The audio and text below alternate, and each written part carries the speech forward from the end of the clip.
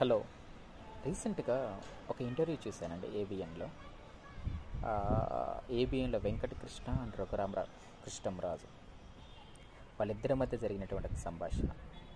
రీసెంట్గా మీకు తెలిసిందే కదా, జగన్ని గుంటూరుకి వెళ్ళినప్పుడు ఒక పాప వచ్చేసి ఎమోషనల్ అయినటువంటి వీడియో. నిజంగా నాకు ఆశ్చర్యం వేసింది, ఆంధ్ర పాలిటిక్స్ ఇంత డర్టీయెస్ట్ పాలిటిక్స్ అయ్యాయా అనేసి. మీకు ప్రాబ్లం ఉంటే జగన్ పైన ఎన్కౌంటర్లు వేసుకోండి, ఏమైనా చేసుకోండి. ఆ పాప ఏం చేసింది అంటే తన ఎమోషన్ ఎక్స్ప్రెస్ చేయడం తన తప్ప? అంటే తను వచ్చేసి పవన్ కళ్యాణ్ గారితో కానీ, లేదంటే చంద్రబాబు నాయుడు వేరే లీడర్స్తో, లేదంటే నరేంద్ర మోడీతో కానీ ఒక పాప తన ఎమోషన్ని పంచుకుంటే తప్పు లేదు, జగన్తో పంచుకుంటే తప్పు వచ్చిందా? సిగ్గుండాలి రఘురామకృష్ణంరాజు. నేను ఎక్స్పెక్ట్ చేయలేదు ఇంత చిల్లరగా బిహేవ్ చేస్తావనేసి.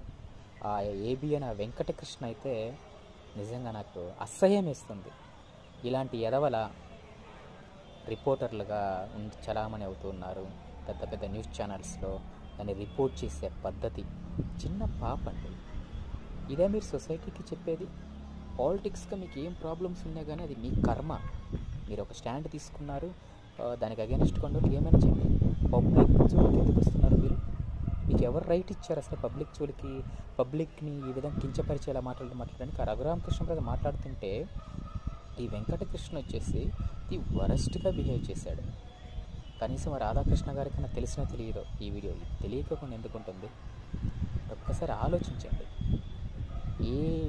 ఇలాంటివన్నీ చూస్తేనే ఆంధ్రాలో పీపుల్ ఎంత డర్టీయెస్ట్గా ఉన్నారనేసి చాలామంది బయట ఉన్న వాళ్ళు అనుకుంటారు. మీలాంటి ఎదవల వల్ల నిజం చెప్తున్నాను.